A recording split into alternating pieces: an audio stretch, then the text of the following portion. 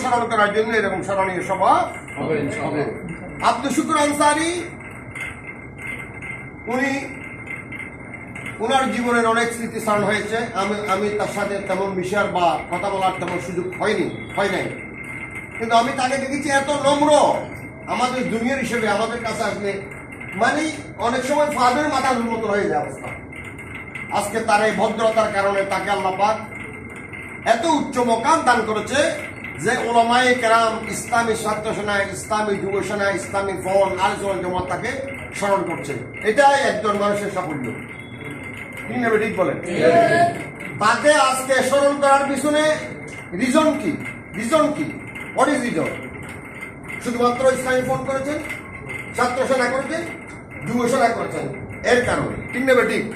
তাহলে আপনারা যারা যুব সমাজ রয়েছেন, আজকে যারা যুব সেনার দায়িত্বে রয়েছেন, আমাদের সেলিম রাজভী, আমাদের মৌলানা হাফেজ আব্দুর রহিম, তারপরে গোলাম মোস্তফা তাহেরি, মৌলানা নুরুল ইসলাম, ওনারা আজকে যে দায়িত্ব নিয়েছেন, এই দায়িত্বের জন্য যদি আরো কেউ থাকেন বা যাদের কাছ থেকে দায়িত্ব চলে আমাদের এখানে আদানে জব দেবো, এখানে দেখা হয় এটা জব দিতে হবে না। এই শরীরের মশলা 50টি আদান হবে, 50টি জব দিতে লাগবে না, একটি জব দিলে হবে। আজকে যখন হযরত খালিদ বিন ওয়ালিদ রাদিয়াল্লাহু তাআলা আনহু, যাকে বলা হয় সাইফুল্লাহ, আল্লাহর তলোয়ার, উনি সিপাহী সালার ছিলেন। যুদ্ধের ময়দানে উনি বীর দর্পে জিহাদ করছেন, মানুষ উনার প্রশংসায় পঞ্চমুখ। মানে খালিদ বিন ওয়ালিদ যে যুদ্ধের ময়দানে যায়, সেই যুদ্ধের ময়দান কি হয়ে যায়? ফতেহ হয়ে যায়, মুসলমানের পক্ষে হয়ে যায়। ফারুক আজমের জামানায় ফারুক আজম এই কথা শুনে তৎকালীন তাকে সেনাপতির দায়িত্ব তাকে ঘোষণা করলেন। ইসলাম কাকে বলে? ইসলাম যে বৈষম্য নয়, কাকে বলে দেখেন। তৎকালীন বলেছে খালিদ বিন ওয়ালিদকে সাধারণ সিপাহী করলাম, তাকে সেনাপতির দায়িত্ব থেকে ঘোষণা করা হোক। সুবহানাল্লাহ। উনি যুদ্ধের ময়দানে এক থেকে সিপাহী সালার হওয়ার পরে, সিপাহী সালার থেকে চলে যাওয়ার পরে, সাধারণ সৈনিক হওয়ার পরে যে যুদ্ধের ময়দান, ওই যুদ্ধের ময়দানে আরো বীর দর্পে সে কাজ করতেছে, জিহাদ করতেছে।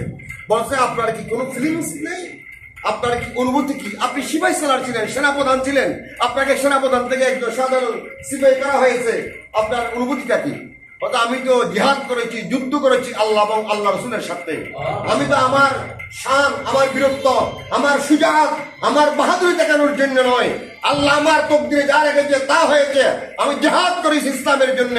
আজকে যদি আমাদের শাহজাহানদের মতন, অ্যাডভোকেট হামিদুল্লাহর মতন, হাবিবুল ইসলাম ভুইয়ার মতন, আমাদের ইঞ্জিনিয়ার সাহেবদের মতন, এদের মতন লোকেরা যদি অন্য কোন রাজনৈতিক দলের নেতৃত্ব দিতেন, তাহলে নিশ্চয়ই একটি লাইসেন্সের মালিক হতেন, নিশ্চয়ই একটি গাড়ির মালিক হতেন। ঠিক না বেটি? কিন্তু আজকে আমাদের এই যুবকরা, যাদের অন্তরে রাসূল পাকের প্রেম মহব্বত নিয়ে শহীদে কারবালার আদর্শকে সামনে নিয়ে গিয়ে যাচ্ছেন, তারা শুধুমাত্র একটি তাদের চাওয়া পাওয়া, সেটা হচ্ছে কিয়ামতের ময়দানে শাফাআতে মুস্তাফা।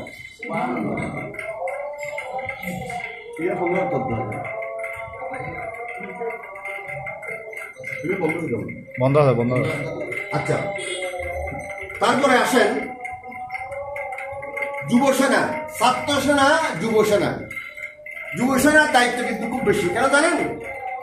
আল হাসান ওয়াল হুসাইন সৈয়দা শাবাবি আহলিল জান্নাহ। হাসান হুসাইন দুই ভাই জান্নাতের যুবকদের সর্দার। আল্লাহ রাসূল যুবক কেন বলেছেন?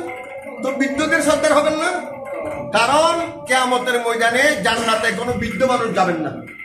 কোনো বৃদ্ধ মানুষ